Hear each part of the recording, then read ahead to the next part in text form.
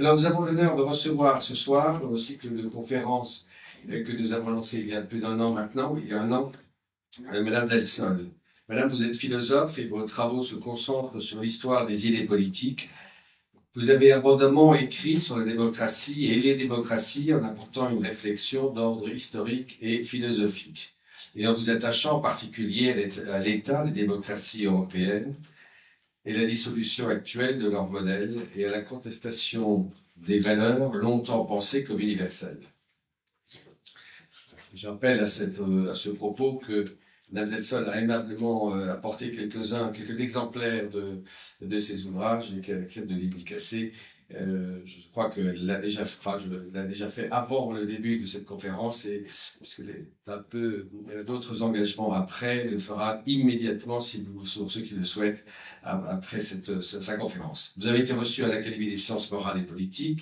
Vous avez fondé le Centre Hannah Arendt, le Centre d'études européennes, et vous apportez votre expertise au Centre Thomas More, un think tank qui fonde ses réflexions sur les valeurs universelles qui sont l'héritage commun des pays européens. Enfin, vous avez su marquer aussi par votre attachement à l'enseignement, votre attachement à l'enseignement catholique lorsque vous avez fondé avec d'autres l'école professorale de Paris qui œuvre à la formation des enseignants et les prépare au concours de l'enseignement. Je vous remercie d'avoir répondu positivement à notre invitation pour venir nous parler de particularisme, d'individualisme et de rupture contemporaine. Pour nous introduire à la lecture de votre dernier ouvrage, L'insurrection des particularités, qui, si j'ai bien compris, sortira en janvier. Le cycle de conférences que nous avons lancé s'articule autour de la parole, quelle parole chrétienne dans une société désacralisée, je dirais aussi maintenant peut-être atomisée. Alors c'est intitulé, n'enferme évidemment pas, ne contraint pas, mais il est certain que nous vous écouterons et nous avons lu bien sûr très souvent par vos ouvrages, mais aussi par votre présence au Figaro. Nous serons très intéressés pour nous à essayer de tirer de ce que vous allez nous proposer des enseignements des enseignements pour poursuivre dans cet effort qui me paraît en particulier indispensable, c'est d'essayer de comprendre comment on peut, encore une fois, dans cette société tellement atomisée, à faire entendre la proposition de la parole du Christ. Voilà, je vais vous laisser la parole. Alors, je vais la laisser plus précisément à Alexandra Novara. Alexandra fait partie, et comme diraient les Anglais, un understatement, est un membre très actif de notre comité des jeunes et nous aide particulièrement pour l'organisation de nos conférences. Alexandra est historienne.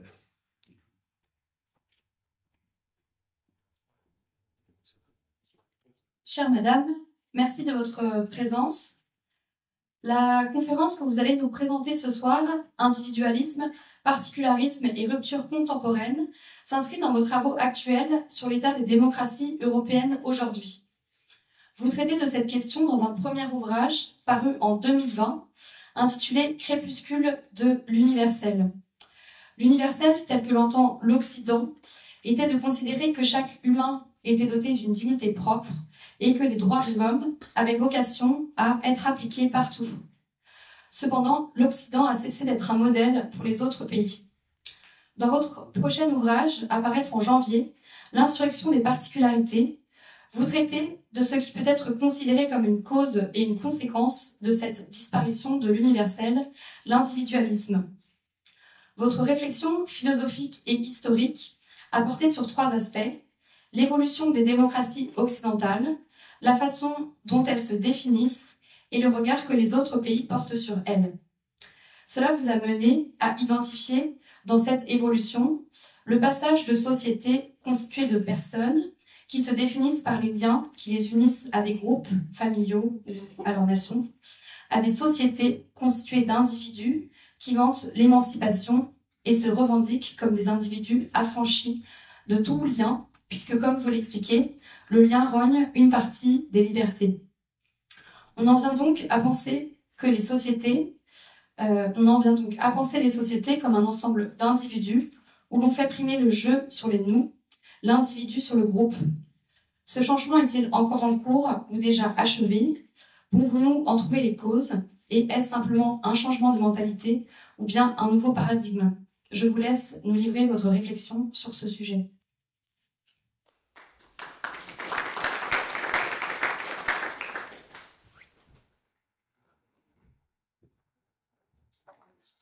Merci. Merci de votre accueil chaleureux. Et bon, je vais essayer de répondre à la question. C'est de vous montrer comment finalement on part de la personne et on finit par susciter l'individualisme. Et deux choses se suivant d'une manière, je dirais pas fatale, mais presque logique, enfin, c'est assez étrange. Je n'apporte pas que des réponses, mais beaucoup de questions aussi. Alors, ce que je voudrais dire juste au début, c'est que ce que nous pensons, je dis nous parce que nous sommes, c'est un groupe chrétien, si j'ai bien compris, quand on peut dire notre Père ensemble au début, c'est qu'on est entre chrétiens. Donc, ce que nous croyons, la personne dont je vais parler tout de suite, ce sont ce qu'on appelle des décisions originaires. C'est-à-dire, ce sont des choix ontologiques qui ont été faits tout à fait au début. Alors, j'essaie de m'expliquer mieux. Si vous voulez, prenez un objet, n'importe lequel, celui-là, ou prenez un individu, vous, moi. Qu'est-ce qui est l'étant véritable, l'être véritable? Est-ce que c'est la personne que vous êtes, que je suis, ou l'objet que j'ai là sous la main, ou est-ce que ce sont les atomes qui sont à l'intérieur? Qu'est-ce qui est le plus important? Qu'est-ce qui est l'étant véritable? Pour les chrétiens, l'étant véritable, c'est l'être singulier, c'est-à-dire vous, moi, ou un objet, un être constitué. Tandis que, par exemple, chez les bouddhistes, l'étant véritable, ce qui est véritable, ce sont les particules. Alors, ça, naturellement, c'est un choix de départ. Personne ne peut dire « je vais démontrer que c'est ceci ou c'est cela ». C'est une croyance. Donc, c'est une croyance, mais qui va avoir des implications vertigineuses après. Ce que je veux dire simplement, en disant ça, comme ça, en introduction, c'est que on peut vivre autrement que nous, voyez. Ne vous imaginez pas, ne nous imaginons pas que les autres, par exemple les bouddhistes dont je viens de parler, sont des primitifs, des malheureux, voire des salauds. Non. Ce sont des gens qui ont fait des choix originaires différents des nôtres.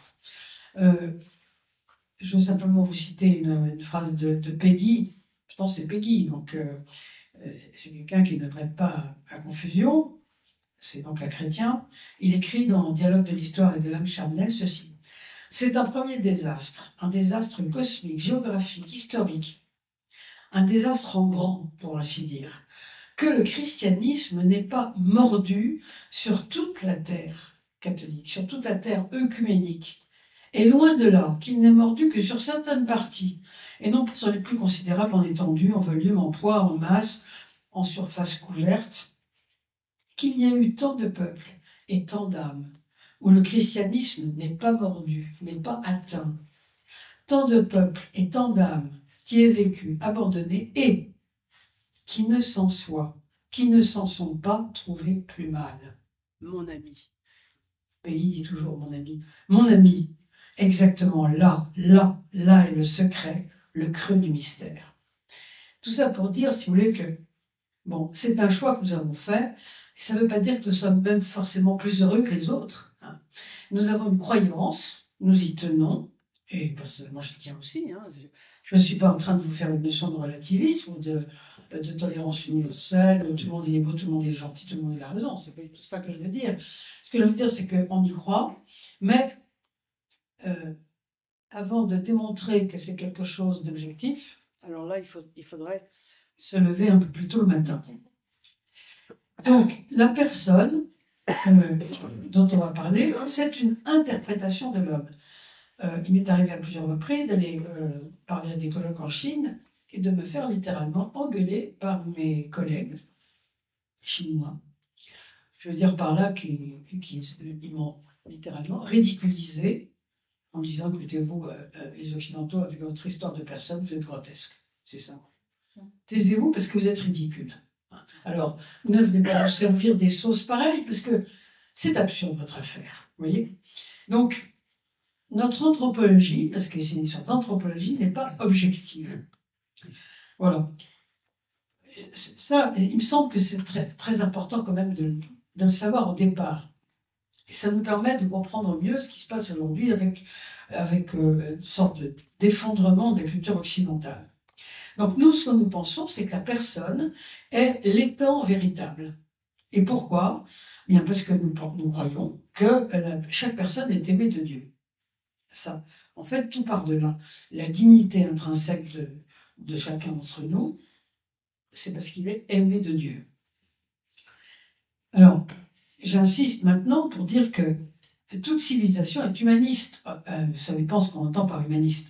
Humaniste au sens de la philanthropie, au sens où on protège le faible. Dans toutes les civilisations, on protège le faible. C'est pareil en Afrique, en Inde, partout. C'est d'ailleurs rassurant sur l'humanité. Hein. Il n'y a pas de civilisation méchante, il n'y a pas de civilisation qui prône le mal, qui prône la haine. Ça n'existe pas. Hein.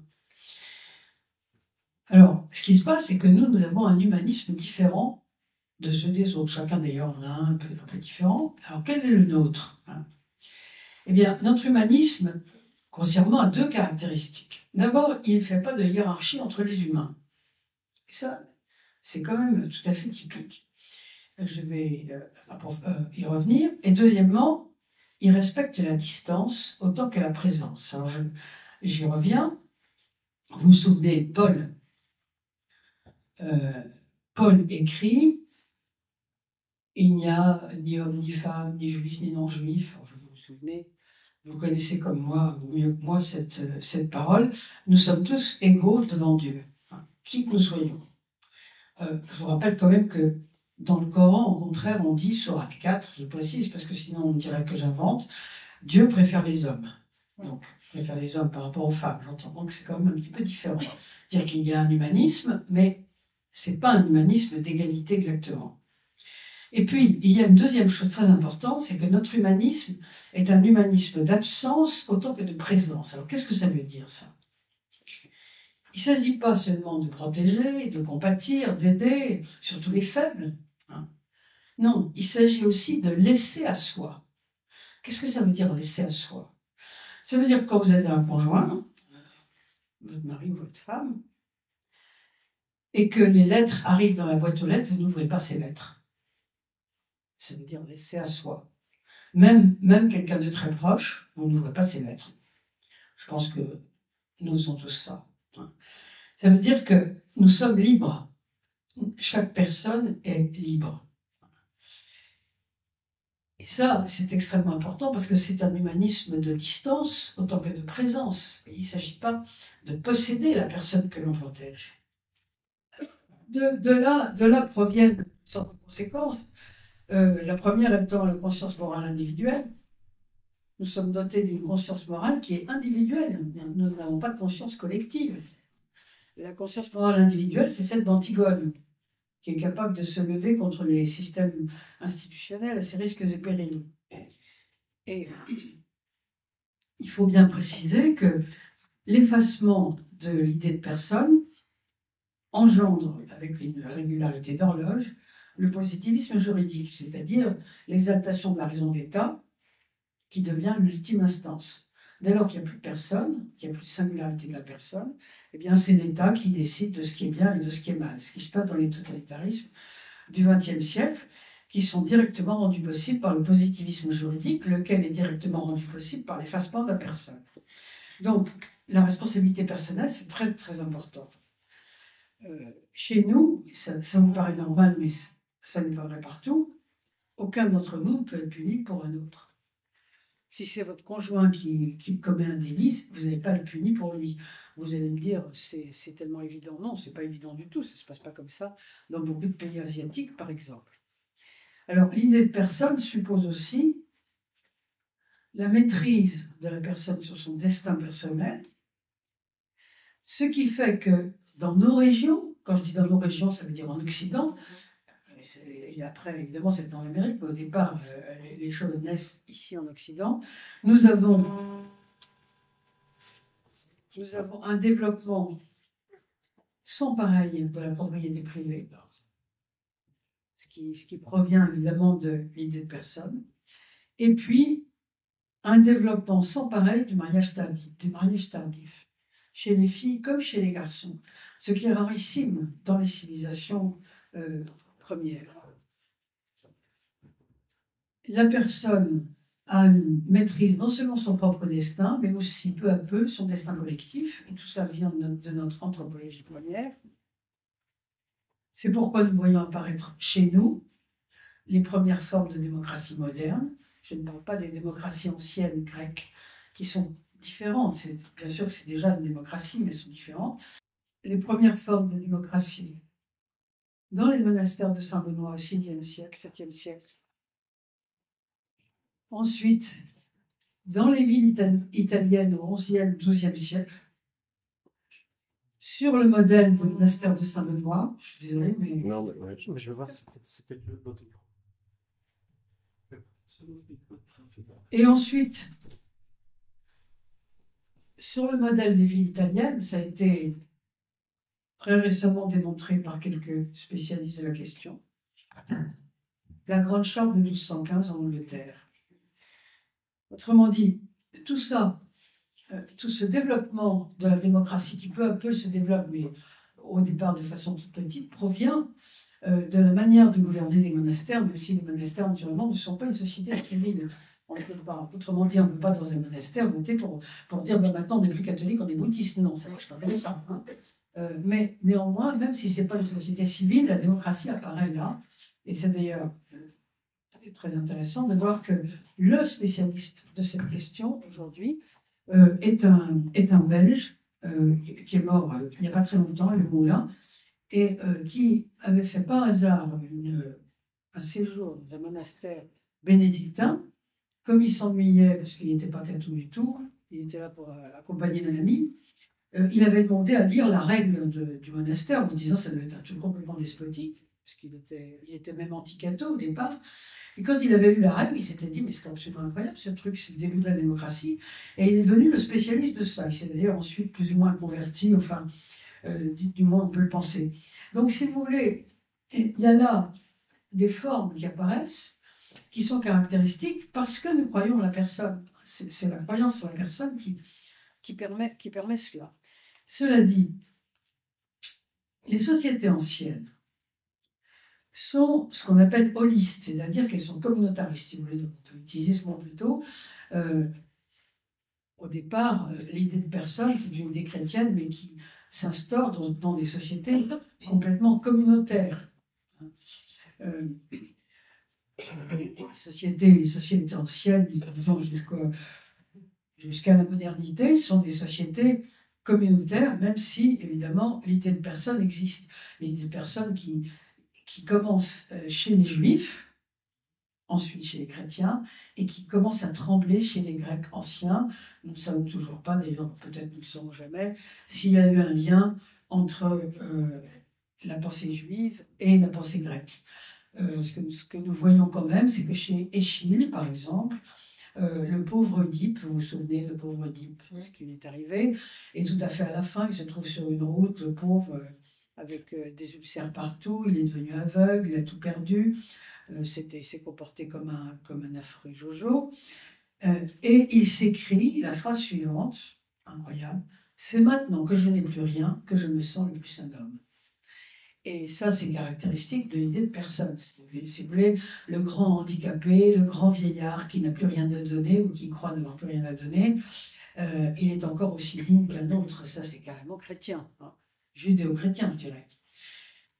On voit ça déjà trembler chez Échille, c'est quand même intéressant. Bon, mais je ne m'appesantis pas là-dessus parce que. Et il y a la suite après. Alors, ce qui se passe, c'est que le christianisme est. Il faut le dire, plus le christianisme que le judaïsme, mais ça commence avec le judaïsme. Le christianisme c'est le début de la fin du holisme, du communautarisme.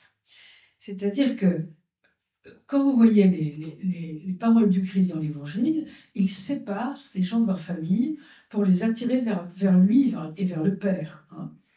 Vous connaissez comme moi tous les textes qu'on peut trouver.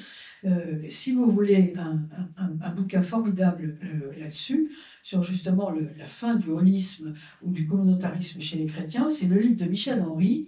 Henry s'écrit avec un Y.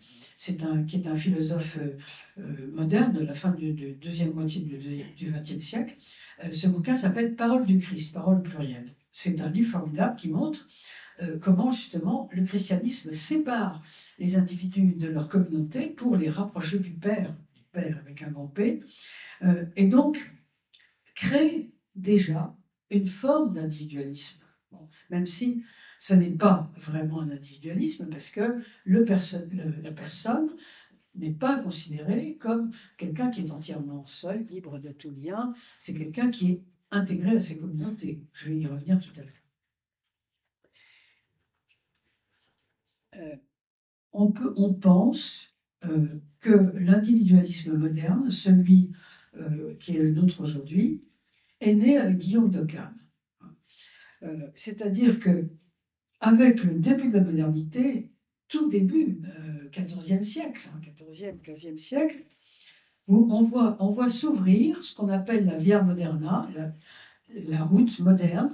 Ceci a été bien décrit par le juriste Michel Villet dans un livre qui s'appelle La formation de la pensée juridique moderne, où il montre que Guillaume d'Occam, qui est donc un Anglais du 14e siècle,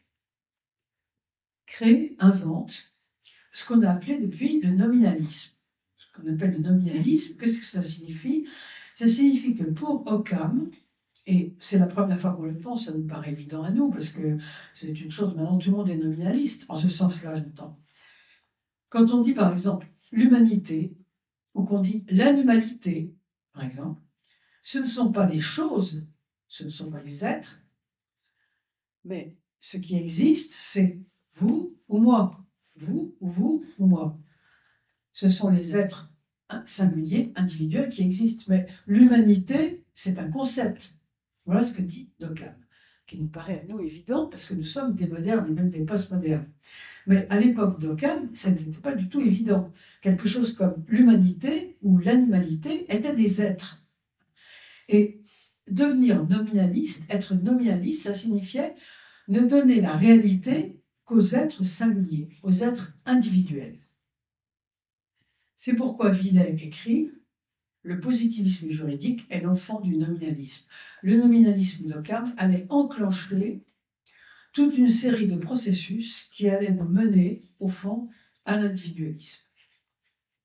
Alors, je n'ai pas le temps ici de faire un long historique, mais je voudrais vous citer un passage. On pourrait en trouver bien d'autres. Hein. Un passage de Jefferson, parce que, vous savez, l'individualisme contemporain, je pense qu'il est plus le fruit de la Révolution américaine que de la Révolution française.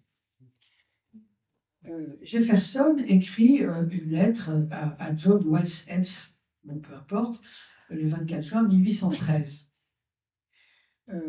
Je vous cite ce passage de quelques lignes. C'est ma traduction qui n'est pas très bonne, mais la Terre appartient aux vivants, elle n'appartient pas aux morts. Les générations humaines doivent être considérées comme des corps, des corporations. Chaque génération ayant l'usufruit de la Terre, sur laquelle nous sommes, pendant sa période de vie. Nous pouvons considérer, attention, c'est très important, chaque génération comme une nation distincte, ayant le droit, par la volonté majoritaire, d'établir des liens en elle-même, mais non pas d'établir des liens avec les générations suivantes, pas davantage qu'avec les habitants d'un autre pays. Autrement dit, chaque génération est souveraine, d'après Jefferson, je ne suis pas d'accord avec lui, chaque génération est souveraine comme un pays peut l'être. Donc, elle ne doit rien à ses ascendants et rien à ses descendants. Imaginez toutes les dettes qu'on peut faire avec un système. C'est la Révolution américaine qui ouvre la voie à l'individualisme moderne. Vous vous rendez compte, c'est extraordinaire de considérer qu'une génération qu'une génération est comme un pays souverain. À l'inverse, je pense que beaucoup d'entre vous seront d'accord avec moi. Moi, je suis plutôt d'accord avec Chesterton, très grand auteur, qui écrit dans son livre Orthodoxie, je cite, « On pourrait définir la tradition comme une extension du droit de vote, au passé. C'est la démocratie des morts. La tradition refuse de se soumettre à la petite oligarchie arrogante de ceux qui ne font que se trouver par hasard sur la terre. Les morts siégeront à nos assemblées. » Moi, je suis d'accord avec Chesterton. Mais bon, ceci pour vous montrer, je pense aussi que nos descendants devraient siéger à nos assemblées. On ferait peut-être moins de dettes comme ça. Mais ceci pour vous montrer comment vient l'individualisme. Et ça, cette parole de Jefferson n'est pas un cas unique, c'est pas une exception. Alors, l'individu autofondé que nous avons sous les yeux dans le postmoderne, c'est un individu qui signe à la fois la fin de l'anthropologie précédente, c'est-à-dire qu'elle cherche le post-humanisme, et puis elle signe la fin de la vérité universelle. Vous avez pu remarquer que la vérité universelle, pratiquement, n'a plus droit au chapitre. D'ailleurs, on ne parle plus de vérité, on parle de narratif. Vous avez vu comme on utilise ce mot tout le temps. Quand quelqu'un dit quelque chose, c'est un narratif. Donc, autrement dit, c'est lui qui le pense, il est tout seul à le penser. Il pense ce qu'il veut. Ce sont des mythes, en fait. Autrement dit, nous sommes dans la société où, comme disait Arendt, tout est possible et rien n'est vrai. Tout est possible parce qu'on nous annonce la mort de la mort, par exemple, et rien n'est vrai parce qu'il n'y a plus que des narratifs. C'est dans cette ambiance que vit l'individu autofondé. Hannah Arendt, donc, qui disait « tout est possible et rien n'est vrai dans ces sociétés », écrivait que à partir du moment où nous avons perdu la vie éternelle, et comme vous savez, elle-même n'était pas croyante, à partir du moment où nous avons perdu la vie éternelle des religions, nous autres, les modernes, nous ne sommes pas retombés dans le monde terrestre, immanent, mais nous avons été rejetés en nous-mêmes. C'est très intéressant parce que ça signifie que à partir du moment où nous avons perdu le monde de la vie éternelle, le monde du christianisme en fait, il n'y avait pas de monde de rechange qui était prêt pour remplacer l'ancien. Il n'y avait pas quelque chose de rechange. Donc nous sommes retombés en nous-mêmes. Le monde occidental avait été entièrement forgé par cette religion, parce que finalement, ça fait quand même 16 siècles. C'est énorme. Une religion qui séparait les individus de leur communauté pour les rattacher, chacun nommément, à Dieu. Même si, naturellement, nous savons bien qu'aucune personne, aucun d'entre nous ne peut se développer convenablement s'il n'est pas dans le bain de sa communauté, dans sa famille, et puis ses communautés proches, comme par exemple celle que vous représentez ici, par exemple. Cependant, on peut penser que le christianisme avait préparé le terrain pour l'individu souverain, en le séparant de ses communautés pour le relier à Dieu. Et dès lors, dès que la transcendance est coupée, l'individu retombe en soi. Alors vous allez me dire, qu'est-ce qui se passe dans les sociétés où il n'y a jamais de transcendance? Les sociétés asiatiques, qui sont des sociétés sans transcendance. Eh bien, dans ces cultures asiatiques sans transcendance, le monde social tient par la force des liens communautaires, des traditions, des coutumes qui sont extrêmement fortes et qui sont garanties surtout par un pouvoir fort. Dans ces sociétés-là, c'est le pouvoir qui fait la morale. Si vous lisez, je suis en train de lire un livre extraordinaire qui raconte l'histoire des Chinois sous Mao, on voit très bien comment c'est le pouvoir. Vous direz là, c'est un pouvoir totalitaire. Enfin, il est encore totalitaire aujourd'hui. C'est Mao qui dicte la morale. Et d'ailleurs, vous remarquerez que lorsque la transcendance s'enfuit dans nos contrées, c'est l'État qui reprend la main sur la morale. Là, aujourd'hui, nous avons, à échéance proche, je pense, une loi qui va tomber d'une manière ou d'une autre, je ne sais pas comment, sur la fin de vie. Eh bien, la décision sur la fin de vie, nous serions il y a un siècle, on aurait dit, bon, on réunit un synode d'évêques qui va nous dire, voilà ce qu'on fait pour la fin de vie. Mais maintenant, c'est terminé. Hein. Nous avons un comité d'éthique dans lequel il y a un catholique, un protestant, un athée, un franc-maçon, un bouddhiste, etc. Et puis finalement, c'est l'Assemblée nationale, autrement dit le gouvernement, les gouvernements qui vont décider si ceci est permis, ceci est bon, ceci est mal. Donc, qui vont décider la morale, finalement. Donc, nous sommes en fait revenus à des cultures pré-transcendance. Ça se passe comme ça dans tous les autres pays, lorsqu'il n'y a pas de religion forte comme nous en avons eu pendant 16 siècles. Alors, à partir du moment où l'individu est privé de son monde, du monde dans lequel il était, privé, c'est lui qui sort de ce monde, parce que bon, il n'y a pas une instance extérieure qui l'en a privé. Donc, il faut qu'il s'occupe de son espace mental.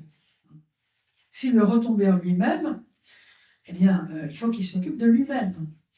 Et il ne faut pas s'imaginer que parce qu'il n'a que lui-même à s'occuper, si j'ose dire, il va être très tranquille, pas du tout. Lorsqu'il n'y a pas de grands soucis, eh bien, on s'occupe des petits soucis qui deviennent grands. Vous avez pu remarquer que, je ne sais pas, dans des endroits tout petits, dans les couvents occidentaux comme dans les harems orientaux, les humains isolés du monde ne sont pas exemptés des grands soucis, mais simplement, ils se querellent pour une queue de cerise avec autant d'ampleur que si c'était pour une guerre internationale. Et c'est tout aussi important pour eux. Ils occupent leur temps pour des choses minimes. Autrement dit, la construction de soi va devenir un devoir sacré. Ce matin, en passant devant une librairie, je crois que c'était Erol, j'ai lu un truc. Explorez vos ténèbres intérieures. Vous vous rendez compte? Est-ce que vous vous êtes déjà hâté d'explorer vos ténèbres intérieures? Voilà. Autrement dit, nous avons un moi ou un soi qui s'emploie à l'introspection permanente. Comme il n'y a plus de monde, eh bien, il s'adonne à tous ces soucis qui sont les siens s'il se regarde de nombril, comme par exemple, est-ce que je suis homo ou hétéro? Est-ce que je suis un homme ou une femme? Est-ce que je suis suffisamment respecté? En fait, qui suis-je? Est-ce que j'ai vraiment envie de faire ceci ou cela?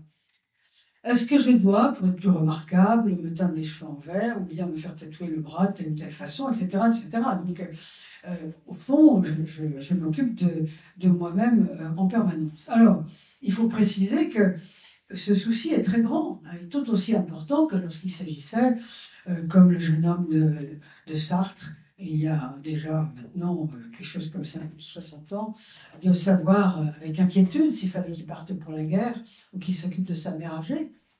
L'individu qui s'occupe de se demander s'il est assez respecté est tout aussi inquiet que le jeune homme de Sartre. Et par définition, il n'y a pas de distance entre soi et soi. On ne peut pas créer de distance entre soi et soi. Par conséquent, l'attachement que l'individu voue à son propre moi est par définition fanatique. Donc ça, vous pouvez le voir, je pense, très facilement si vous lisez un certain nombre de bouquins, bouquins pour s'occuper de ses problèmes personnels. Enfin, il y a énormément de livres là-dessus, mais même des collections entières. Autrement dit, les lendemains qui chantent, je mets ça entre guillemets parce que vous vous souvenez bien ce que ça signifiait, les lendemains qui chantent, ont été remplacés par des rêveries identitaires. Actuellement, on s'occupe de savoir s'il faut des cabinets pour hommes et pour femmes, ou s'il en faut un troisième pour ceux qui sont ni hommes ni femmes, ou s'il faut que tous les cabinets, les WC, soient pour les deux, etc. Enfin, voilà les problèmes qui occupent nos médias actuellement. Alors, c'est assez étonnant, parce que si vous voulez voir que les lendemains qui chantent ont été remplacés comme ça, c'est assez intéressant parce que finalement, vous avez toujours un rêve ou des rêveries qui sont finalement des tromperies avec des formes de société parfaite. Quand on vous dit qu'on change un homme en femme, ou inversement, c'est pas vrai. Hein. On peut découper des organes, hein, ou on peut en placer d'autres, c'est d'ailleurs assez horrible. Mais on n'inverse pas les gènes. Hein. On ne change pas la médecine, on ne change pas les intérieurs. On peut pas, et de la même façon, lorsque Lysenko disait qu'on peut transformer les chênes en sapins, c'était l'époque des Romains qui chantent, c'était faux. On ne transforme pas les chênes en sapins. Et de la même façon, on ne transforme pas les hommes en femmes ou inversement. Il y a là une espèce d'existence d'illusion, si vous voulez, d'un individu qui finalement continue à penser qu'il est le maître du réel. Un peu comme dans les organisations totalitaires précédentes. Alors, cet écart entre la prétention et la réalité, qu'on sent quand même, jette l'individu dans un labyrinthe permanent de fureur, d'inquiétude, de recherche de bouc émissaire, de forfanterie peu crédible ou de mensonges passionnés. Vous trouvez toutes sortes de choses et je n'ai pas besoin de préciser, je pense que vous voyez très bien comme moi de quoi je veux parler. Au fond, cette préoccupation permanente qu'il a de l'identité de son moi fait de lui une sorte d'exilé. Il est soumis à un univers fini, mais il rejette cette soumission et il décrit cette soumission comme étant obsolète, alors qu'en fait elle ne l'est pas, parce que nous sommes quand même d'une certaine manière soumis. Il ne cesse pas de raconter des rêves, au fond. On se trouve, quand on arrive à l'acmé de ces théories, c'est-à-dire par exemple le wokisme, on se trouve dans un système, vous vous souvenez que le philosophe Héraclite disait, ce qui était évidemment tout à fait juste, les éveillés ont le même monde, nous sommes les éveillés. Lorsque nous regardons, nous voyons tous une lampe rouge, nous avons le même monde. Hein, mais les dormeurs ont chacun leur monde. Si nous endormons, nous rêverons chacun de façon différente. Eh bien, avec le wokisme, c'est le contraire qui se passe. Ce sont les éveillés qui ont chacun leur monde. C'est très curieux. Vous avez un individu qui vit dans l'irréel, parce qu'il refuse l'existence de structures objectives. C'est évidemment l'acmé du nominalisme dont je parlais tout à l'heure. Alors, on en arrive donc à des sociétés qui sont hantées par ce qu'on appelle maintenant l'inclusion. C'est-à-dire qu'il n'est plus possible, ou on n'est plus capable de donner une définition à un groupe, il n'y a plus que l'individu qui existe. C'est une sorte de nominalisme généralisé qui a fait fuir complètement les formes communes. Alors, tout ça évidemment ne signifie pas que, comment dire, qu'il n'y a plus de lien. Je pense qu'on ne peut pas dire ça. On ne peut pas dire que chacun est devenu un égoïste complet. Et à l'inverse, moi j'ai plutôt l'impression qu'il y a des formes de famille, de communauté familiale, appelons ça comme on veut, parce que parfois c'est des familles qui peuvent paraître étranges quand on les regarde d'un point de vue classique, mais dans lesquelles il y a énormément de solidarité, d'amour, des vrais liens. Hein. L'humanité n'est pas mauvaise, vous savez, elle est aussi bonne que mauvaise ou aussi mauvaise que bonne. Hein. Donc elle veut le lien, elle veut l'amour. Et donc elle le réinvente à sa façon, qui peut paraître étrange à des gens d'une autre génération comme moi, mais au fond, on recrée des liens. Alors, évidemment, il se passe des choses bizarres. Je prends par exemple un article que je viens de lire sur la Corée du Sud. J'ai organisé un colloque qui va avoir lieu vendredi et samedi sur la dénatalité volontaire. Chose très intéressante. Donc, je viens de lire à propos de ça un article sur la Corée du Sud. En Corée du Sud, vous avez 30% des familles, c'est pas rien, 30%, qui ne sont pas du tout des familles comme nous pouvons l'imaginer. Alors, en tout cas, moi, avec mon âge, pour moi, une famille, c'est un homme, une femme et des enfants. Enfin, ça peut paraître, avec évidemment les ascendants et les descendants. Mais vous avez 30% des familles en Corée du Sud qui sont composées de, par exemple, une jeune fille et sa tante. Mais ce n'est pas d'histoire sexuelle, forcément, même rarement. Hein.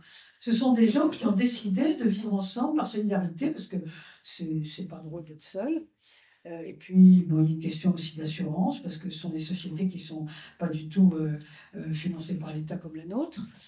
Donc, il y a aussi une question de solidarité financière, pourquoi pas. Et vous avez 30% en Corée du Sud qui sont des familles comme ça, des familles étranges, pour nous en tout cas étranges.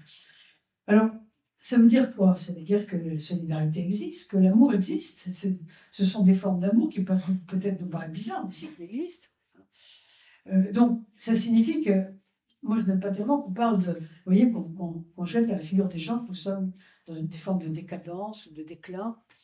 Je ne pense pas que ça soit ça. Je pense que ce sont des recompositions, des déstructurations qui sont suivies de restructurations. Mais aujourd'hui, nous sommes en plein milieu entre les deux. Donc, comme nous ne sommes pas encore restructurés, nous sommes un peu inquiets et affolés, surtout quand nous appartenons à l'ancien monde, ce qui est mon cas. Mais je ne crois pas que ce soit une affaire, pour moi, ce n'est pas une affaire de décadence. Alors, j'attends que vous m'en parliez après. Mais je voudrais, avant, et en conclusion, parler d'un nominalisme différent sur le plan carrément international. Parce que ce qui est étonnant, c'est qu'au moment même où le nominalisme se développe en grand dans nos sociétés, dans les sociétés occidentales, hein, et occidentalisées, parce que quand je parle de la Corée du Sud, ce sont des sociétés occidentalisées. Donc ça nous mènerait à beaucoup de développement si on voulait approfondir ça. Mais en même temps, il se produit un autre phénomène qui est probablement corrélé, mais bon, ça serait un peu compliqué, puis je ne veux pas non plus jeter en une phrase cette corrélation, parce que à force de trop résumer, si vous voulez, on finit par donner dans le faux. Mais en même temps, il se produit un autre phénomène qui est le déclin de l'empire culturel occidental mondial. Alors ça, l'empire occidental il a duré plusieurs siècles. On peut dire que ça a commencé avec Christophe Colomb, grosso modo, hein, c'est quand même ça, donc la fin du XVe. Et il s'étend au monde entier. Alors, il s'étend par la conquête, au départ, évidemment. Christophe Colomb, c'est la conquête. Et puis aussi d'autres conquêtes, ça va très loin. La conquête de l'Algérie, il y a eu encore, je crois qu'on peut estimer que la dernière conquête, c'est 1962. Donc c'est quand même pas vieux, au moment où les Anglais mettent la main sur certaines îles. C'est très petit, mais bon, c'est purement symbolique. Donc, peu importe. Mais en tout cas, par la conquête, oui, mais surtout, et c'est beaucoup plus important, par ce qu'on peut appeler le soft power, c'est-à-dire le pouvoir doux, qui évidemment n'est pas la conquête, et qu'on peut caractériser ainsi, je cite la définition classique que l'on donne de Joseph Lee, l'attraction culturelle, la séduction et l'attirance. C'est-à-dire que l'empire culturel occidental conquiert par la séduction et l'attirance. Vous n'avez pas un pays dans le monde, quand il n'est pas occidental, qui ne soit pas en train de se dire, depuis des siècles déjà, jusqu'où pouvons-nous accepter de s'occidentaliser sans perdre notre identité? Vous trouvez ça dans toute la littérature turque, dans toute la littérature iranienne, dans toute la littérature chinoise, partout. Et nous sommes les seuls, forcément, à ne pas nous dire jusqu'où peut-on s'occidentaliser. Nous n'avons pas envie de ressembler aux autres. Nous sommes ce que nous sommes contents de l'être, je crois. Les autres ont envie de nous ressembler. Alors ça, c'est ce qui peut s'appeler un empire qui s'est étendu absolument partout, parce que partout on trouve, sur tous les continents, des taxis, des costumes pour les hommes, tout ce que vous voudrez, qui sont en fait venus d'Occident. Au fond, tout ce qui est moderne est venu d'Occident. Et pour l'ensemble des gens de la planète, se moderniser, c'est s'occidentaliser, et tout le monde a envie de se moderniser. Alors, on peut appeler ça un empire culturel. Cette séduction que nous avons inspirée, qu'on ne peut pas nier, elle semblait légitimer l'universalisme. Puisque tout le monde a envie d'être comme ça prouve que c'est bien, ça prouve que c'est humain, c'est quelque chose dont tous les humains ont envie. À partir du XXe siècle, je veux dire à partir du tournant du siècle, c'est très récent, 20 ans, je dirais à peu près, les choses tournent. les choses changent. Je me rappelle que, encore dans les années 80, nos dirigeants, quand ils allaient en Chine, ils rentraient tout contents en disant ah, on a réussi, on leur a fait signer un papier sur les droits de l'homme. Maintenant, vous pensez bien que les Chinois ne signeraient jamais un papier sur les droits de l'homme présenté par des Occidentaux. Ils s'en fichent complètement, au contraire, ils vont nous ricaner au nez, comme je l'ai dit tout à l'heure. Depuis le tournant du siècle, c'est-à-dire depuis très peu de temps, l'Occident est accusé de vouloir imposer sa particularité sous couvert d'universel. Et ça, le premier exemple que je vois, mais il y en a peut-être d'autres parce que je ne connais pas tout évidemment, c'est ce livre de Zinoviev. Les Russes sont des gens qui écrivent beaucoup et qui écrivent des choses intéressantes souvent, qui a écrit un bouquin qui s'appelle L'Occidentisme. Donc, l'idéologie occidentale. La manière d'être occidentale, c'est une idéologie qu'il appelle, lui, l'occidentisme. Essai sur le triomphe d'une idéologie, c'est ça le sous-titre, qui paraît en français en 1995. Donc, c'est tout récent. Et depuis une trentaine d'années, donc, les accusations ne se comptent plus. Vous le voyez comme moi, on assiste à une espèce de revanche de ce qu'on appelle maintenant le Sud global, qui semble être honteux, furieux, d'avoir été pendant si longtemps culturellement colonisé. C'est au moins cela qu'on nous jette à la figure. Et en même temps, vous voyez que un certain nombre de gens chez nous, qui ne sont pas extrêmement nombreux, mais qui sont très vifs, développent ce qu'on appelle la cancel culture, la culture de l'annulation, qui exalte toutes les particularités culturelles et qui récuse l'universalisme. Autrement dit, il n'y a plus de vérité, il n'y a plus que des croyances particulières. Nous avons nos croyances, les autres ont les leurs, foutons-leur la paix. Et donc, chacun est dans son coin, ce qu'on peut appeler le déploiement universel des particularités. Une espèce de nominalisme, si vous voulez, au plan mondial.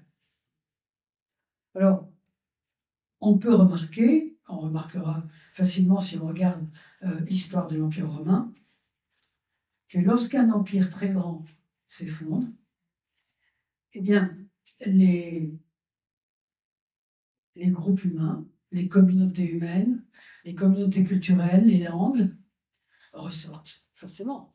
L'empire s'effondre, s'efface, s'affaiblit, eh bien, les communautés remontent à la surface et disent « mais et nous, on veut parler notre langue, on veut avoir nos écoles, c'est normal ». Ceci a été décrit pour l'Empire romain par un auteur syriaque qui s'appelle Bardessane, qui a été le premier à parler des nationes, les nations. Nous sommes au IIe siècle. Donc, l'Empire romain commence à s'effondrer, c'est très tôt encore. Hein. Les nationes commencent à monter. D'ailleurs, Bardessane les appelle même les démocraties. C'est même assez extraordinaire de voir ça. Eh bien, c'est ce qui se passe aujourd'hui. Finalement, quelque chose de très classique, au fond, enfin, qui n'arrive pas, qui n'est pas arrivé 15 fois dans le monde, mais enfin, en tout cas, c'est pratiquement quand même la deuxième fois. L'universel, ce qui se croyait universel jusque-là, est passé à la toile et devient lui-même une particularité. Et ce que nous appelions notre mission, vous avez vu le film Mission, hein, eh bien, notre mission devient un simple désir de domination. Vous croyez vous apporter la vérité? Non, vous voulez juste dominer les autres. Alors, cette défaite de l'universalisme européen laisse donc se développer tous ces pays qu'on appelle maintenant pays du Sud global, l'Inde, la Turquie, la Russie, la Chine, etc., qui commencent même parfois, pour certaines, pas toutes évidemment, à avoir des prétentions universalistes. Il ne s'agit pas d'un universel comme le nôtre. Il y a un certain nombre de textes sur l'universalisme chinois d'aujourd'hui qui sont très intéressants parce que la Chine prétend à une forme d'universalisme. Si quelqu'un veut de la documentation, qu'il me donne son mail après et je lui enverrai de la documentation. On voit apparaître donc des empires, hein, contrairement aux nations. Et ce qu'est un empire est un ensemble multiculturel qui ne fait pas la guerre, mais qui s'empare de tout parce qu'il pense, par définition, que tout est déjà à lui. D'où l'Ukraine, par exemple.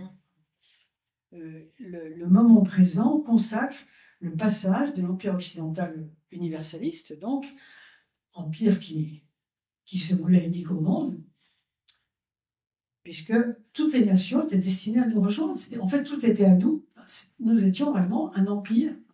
Je parle au passé parce que je pense que c'est quelque chose qui est terminé maintenant. Mais évidemment, ça va avoir des conséquences immenses. Et la guerre que nous voyons au Proche-Orient aujourd'hui est l'une des conséquences. Forcément, les choses se détraquent. Nous allons avoir plus de guerres qu'avant. Parce que lorsqu'il y a un empire, il gèle tout, forcément. La Pax Soviética, c'était comme la Pax Romana 15 siècles avant. Ça gèle tout, ça empêche les guerres. Évidemment, il y a des guerres internes qui sont souvent horribles. Vous voyez la Tchétchénie, par exemple. Ça ne veut pas dire que les gens sont parfaits ou qu'ils sont bisounours, pas du tout. Mais disons que ce sont des formes différentes de guerre qui vont apparaître. Lorsqu'on lit les livres sur la Chine actuellement, c'est tout à fait intéressant. On voit que réapparaît la vieille idée chinoise du Jiangxia, qui est la totalité mondiale dominée par l'empereur, avec supériorité ontologique. Donc, c'est exactement la même chose que nous avons connue pendant très longtemps. Alors, je crois que je vais maintenant vous laisser la parole, parce que j'aimerais bien d'abord savoir ce que vous en pensez, et puis si on peut avoir le temps de discuter un peu. Donc voilà, je m'arrête là en vous remerciant de m'avoir écouté jusque-là.